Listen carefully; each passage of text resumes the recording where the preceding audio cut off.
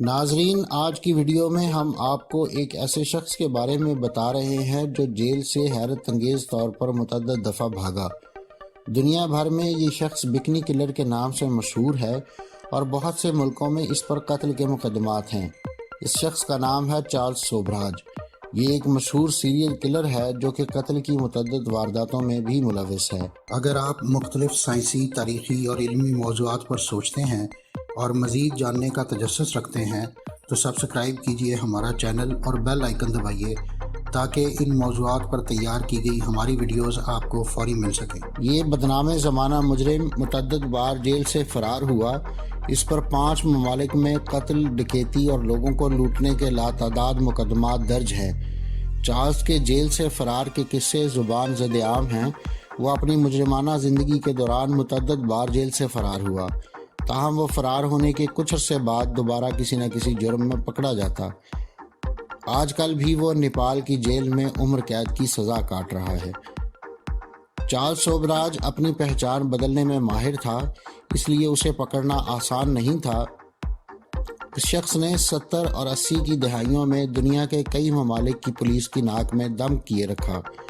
یہ وہ دور تھا جب ایشیائی خطے میں مغربی ممالک سے آنے والے ہپی سیاحوں کی خاص دلچسپی ہوا کرتی تھی۔ مہینوں گھر سے دور رہنے والے ایسے ہی بعض ہپی سیاح اس شخص کا شکار ہو گئے۔ چارلس سوبراج کی عمر اس وقت قریباً 76 برس ہے اور وہ ان دنوں قتل کے جرم میں نیپال کی جیل میں قید ہے۔ لیکن سوبراج کو اس انجام تک پہنچانا آسان نہیں تھا۔ اپنی شناخت بدلنے کی غیر معمولی صلاحیت اور نوجوان خواتین کو ہدف بنانے کی فطرت کے سبب دنیا سوبراج کو بکنی کلر جیسے ناموں سے بھی پہچاننے لگی تھی۔ سوبراج جانتا تھا کہ اسے کن ممالک کی پولیس کے ہاتھ نہیں آنا ہے، کیونکہ ان ممالک میں قتل ثابت ہونے پر اسے موت کی سزا دی جا سکتی تھی۔ مثال کے طور پر تھائی لینڈ میں۔ انڈیا میں فرانسیسی سیاحوں کو زہر دینے کے معاملے میں گرفتار ہونے کے بعد وہ 20 برس انڈین جیل میں قید رہا۔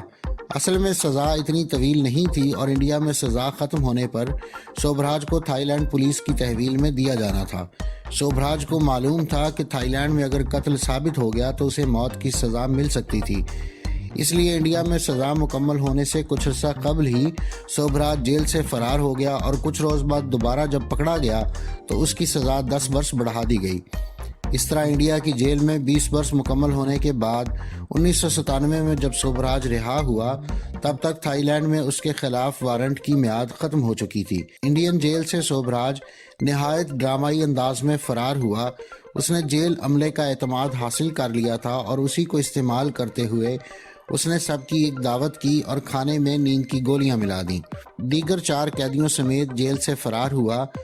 اس کے اعتماد کا یہ عالم تھا کہ اس نے جیل سے باہر نکلتے ہوئے صحافیوں کو تصویر بنانے کے لیے پوز بھی دیا۔ سوبراج کو پکڑنا اس لیے بھی مشکل تھا کہ وہ اپنی شناخت تبدیل کر کے مختلف ممالک کا سفر کیا کرتا تھا۔ وہ بڑی ہوشیاری سے ان لوگوں کے پاسپورٹ خود اپنی شناخت بدلنے کے لیے استعمال کرتا جنہیں وہ قتل کرتا تھا۔ پاسپورٹ پر تصویر بدلنا اور فرضی پاسپورٹ تیار کرنا اس کے لیے مشکل نہیں تھا۔ ماہرین کے مطابق اس کے جرائم کا طریقہ ہمیشہ ایک جیسا رہا۔ وہ سیاحوں کے درمیان خود کو جواہرات اور منشیات کے ڈیلر کے طور پر پیش کرتا تھا۔ منشیات کا استعمال کرنے والے فرانسیسی اور انگریزی بولنے والے سیاحوں سے دوستی کرتا اور پھر انہیں قتل کر دیتا۔ سوبراج پر مختلف اوقات میں قتل کے 20 سے زیادہ الزامات عائد ہوئے۔ ان تمام معاملوں میں متاثرین کو پہلے نشے کی دوا دی گئی اور پھر انہیں مارا گیا۔ چند معاملوں میں انہیں قتل کر کے ان کی لاشوں کو جلا دیا گیا۔ 1970 میں وہ انڈیا کے ہوٹل اشوکا میں واقع ایک جیولری سٹور کو لوٹتے ہوئے پکڑا گیا۔ قید کے دوران اس نے بیماری کا جھوٹا بہانہ بنایا اور اپنی بیوی کی مدد سے دہلی کی تہاڑ جیل سے فرار ہو گیا اور ویتنام جا پہنچا، لیکن بہت جلد گرفتار کر لیا گیا۔ دوسری بار اس نے ویتنام میں موجود اپنے باپ سے ایک بڑی رقم حاصل کی اور ضمانت پر رہا ہونے کے بعد افغانستان فرار ہو گیا۔ یہاں وہ سیاحوں کو لوٹنے کے جرم میں پھر گرفتار کر لیا گیا۔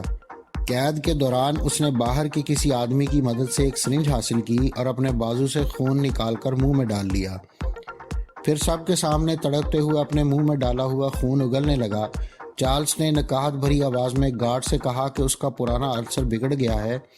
جیل انتظامیہ نے اسے فوراً اسپتال پہنچایا۔ اس نے کمرے میں تعینات محافظ کو نشہ آور چیز کھلا کر بے ہوش کر دیا اور وہاں سے فرار ہو کر ایران کے راستے ترکی جا پہنچا۔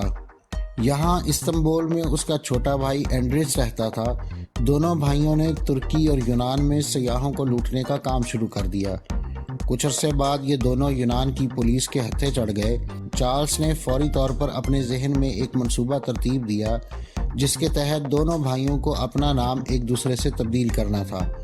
اینڈریس کا پہلے سے کوئی مجرمانہ ریکارڈ موجود نہیں تھا، اس لیے چارلس اینڈریس بن کر چند ہفتوں میں چھوٹ جاتا اور پھر چارلس کے یونان کی سرحد پار کرنے کے بعد اینڈریس جیل انتظامیہ کو بتاتا کہ انہوں نے غلط آدمی کو چھوڑا ہے، اصل اینڈریس وہ خود ہے۔